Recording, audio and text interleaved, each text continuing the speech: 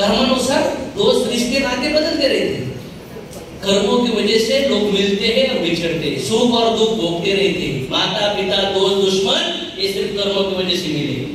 जब उनका रोल आपकी जिंदगी में फिनिश हो जाएगा, वो कैरेक्टर खत्म हो जाएगा, फिर वो आपके जिंदगी के मूवी में कभी एंटरटेन नहीं करेंगे। समझ में आया? कभी एंटरटेन नहीं करेंगे, वो निकल जाएंगे वहां से। चेकआउट स्टेशनवर उतरल्यावर जीवाचा पकडून तुम्हाला दिसणार नाही। आणि तो टायमिंग आहे ना तेवढा, जेवढा सुख आणि दुःख देण्याचा, तेवढ्या टायमिंग मध्येच तो तुमच्या सोबत असेल। त्याच्यानंतर तो उतरणार म्हणजे उतरणार। मी नाही म्हणत 1000-2000 कोटी कमवा, मी म्हणतोय ऍटलीस्ट इच्छा आहे त्याच्यासाठी तर उतरा। आणि मग जेव्हा परिवार आणि स्वतःसाठी होतं, समाजासाठी या बाहेर काय अडचण। द्रौपदी माहिती आहे कृष्णाची आई होते ना, मग कोण होतं? सलमान खानची बेटी। मग पांडवाची बायको, कृष्णाची बहीण। मला सांगा, जेव्हा निर्वस्त्र केलं जात होतं सगळ्यांना मदत मागितली, सगळ्यांना, नवऱ्यांना मागितली, सासऱ्यांना मागितली, बरोबर ना? सगळ्या सभामध्ये मदत मागायला गेली, घेतली, शेवटी अंतिम कोणाला सरेंडर झाली? कुणाला?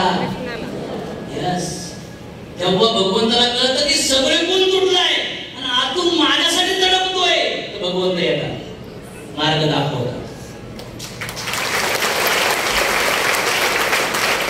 मग जेव्हा एखादं स्वप्न पाहतात, ते स्वप्नाला कळतं चला सगळेच पूर्ण येईल, फक्त माझ्यावरच आहे, स्वप्न पण तुमच्या मिठी मारायला लागतं तुम्हाला। समज नाही?